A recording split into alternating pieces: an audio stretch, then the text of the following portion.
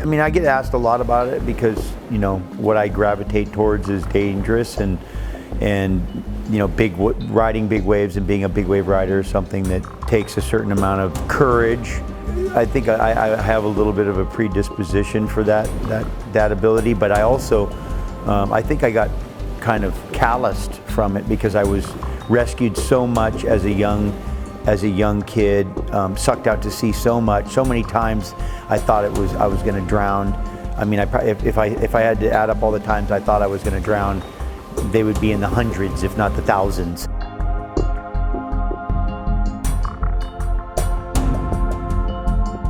Hi, I'm Laird Hamilton, and you're watching Behind the Brand with Bryan Elliott. Hey, I'm Bryan Elliott. Welcome to another edition of Behind the Brand. Today I'm here with big wave surfer, athlete, entrepreneur Laird Hamilton. Well, we're here in beautiful Malibu. Yes. I usually ask my guests, how'd you get this job? I think a dream. I had a dream about wanting to make a life out of surfing. That brought me here. I mean, I'm here because of that. How long have you known that you wanted to be a pro surfer? 3 or 4 years old. I was obnoxious. I was, I'm told that I used to run around telling everybody, who my stepdad was because he was a great surfer and telling people I'm going to be great. And so I had that kind of a bad attitude at a young age. But I knew as a little kid that I was going to do something in surfing. I didn't know what it was. Some people call that confidence, though. I mean, so you kind of maybe had the vision, or you knew you were destined for something great early on, yeah?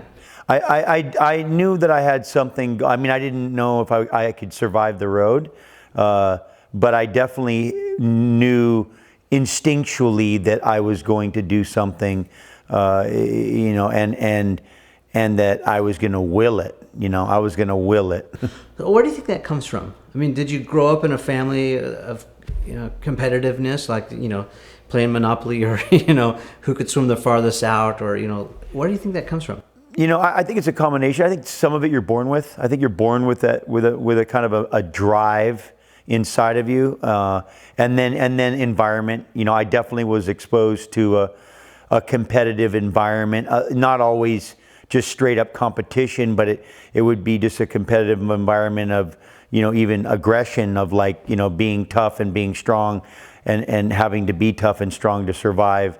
And then I had a pretty good kind of rivalry with my stepdad, who was a little bit like an older brother. So we had good friction, and so that helped push me. My environment helped push me. And then, like I said, I think I kind of had a predisposition to be driven. Yeah. And so for people who maybe don't have context, you grew up in Hawaii, kind of in the environment, in a major surf area. Talked about that. Yeah, I grew up at the time where I lived when I was real young was the premier place for surfing at the time, called known as the Bonsai Pipeline, and it's on the North Shore of Oahu, and it's where all of the biggest surf competitions are held. It's where all the surfers that want to be something come from all over the world to prove it's like a proving ground, and that was my front yard, and I at a time when I was very influenceable. And at what age do you think you first got on a surfboard and surfed your first? I was on a board at, probably 3 or 4 years old, and I used to ride my stepdad's back, and was pushed into waves from a little kid. Used to ride broken pieces of surfboards, and when you have, you're probably not until you're 5 or 6 years old that you can actually physically paddle your own board and catch waves on your own and start to ride them. But it, all that foundation work started, when I was a baby. So yeah, basically being brought up in the water, I would guess that a lot of that fear maybe got taken care of early on by people showing you the ropes, or at least being there for you, or you're getting used to things. Yeah, I get asked a lot about it because the nature of what I gravitate towards is dangerous, and riding big waves and being a big wave rider is something that takes a certain amount of courage. But